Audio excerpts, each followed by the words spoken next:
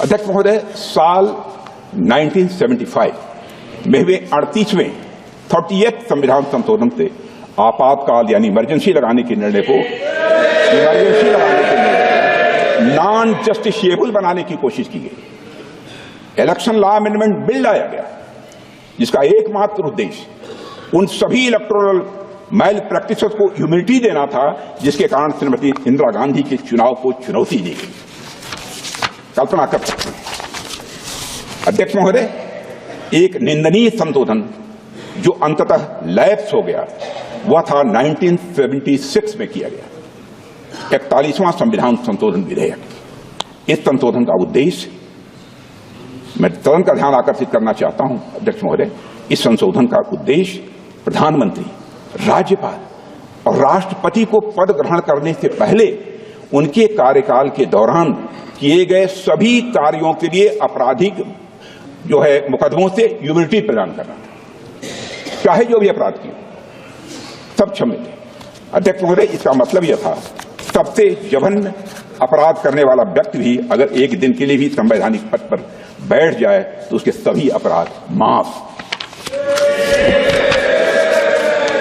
कैसे देश माफ कर सकता है? अध्यक्ष महोदय, संवैधानिक शक्तियों का दुरुपयोग यही नहीं रुका। 28 अगस्त 1976 को 42वां संविधान संशोधन पेश किया गया था जिसमें प्रोविजंस थे कि किसी भी कानून की संवैधानिकता केवल 7 न्यायाधीशों द्वारा ही तय की जा सकती है और किसी भी कानून को केवल 2/3 बहुमत से ही रद्द किया जा सकता है। अध्यक्ष महोदय, क्षमा कीजिए, क्या यह सब एक तानाशाह द्वारा अपने निजी स्वार्थ के लिए संविधान को विकृत करने का यह भरसक प्रयास नहीं था? अध्यक्ष महोदय, बेसिक स्ट्रक्चर के सिद्धांत को नकारने के लिए 42वें संविधान संशोधन के द्वारा यह प्राविधान किया गया था कि आर्टिकल 368 के तहत किया गया प्रत्येक संवैधानिक संशोधन यह वैध है।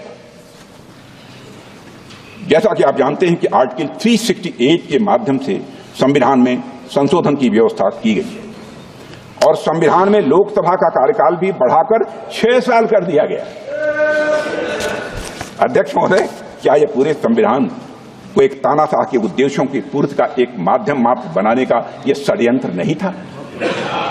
क्या यह सब जनता को फिर से प्रजा बनाने की यह साजिश नहीं थी? अध्यक्ष महोदय, आज उसी पार्टी के लोग संविधान का इस्तेमाल दुष्प्रचार के लिए कर रहे हैं।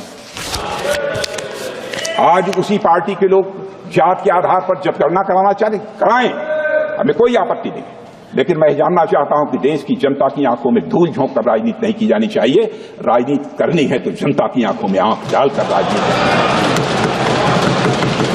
आपको एक ब्लूप्रिंट लेकर आना चाहिए, एक मसौदा लेकर आना चाहिए, ऐसा मसौदा जिसमें कि यह पूरी तरह से स्पष्ट हो, जो जातिगत जनगणना कराएंगे किस जाति को आरक्षण का कितना प्रतिशत देंगे इसका भी खुलासा होना चाहिए।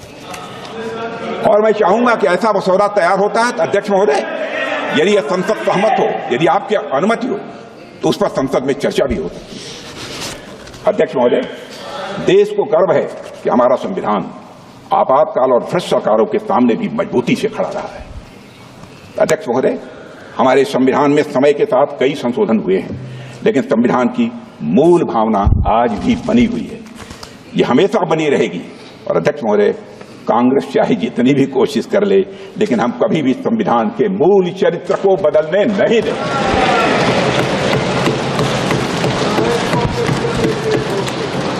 आप इतिहास देखें, हमने आपातकाल के काले दिनों में भी संविधान के मूल चरित्र को चोट पहुंचाने के हर प्रयास का मजबूती के साथ विरोध किया था। लाखों की संख्या में संविधान के सिपाहियों ने जेल की यातना झेली है। मैं स्वयं इन यातनाओं का भुक्त होगी 18 महीने मैं भी जेल रहा हूं। 2 महीने तक हमने तन्हाई काटी है, सॉलिटरी सेल kaटी है। अध्यक्ष महोदय, जेल में रहते हुए मेरी मां की मृत्यु हो जाने पर मुखाग्नि देने के लिए हमको पैरोल तक नहीं दिया गया।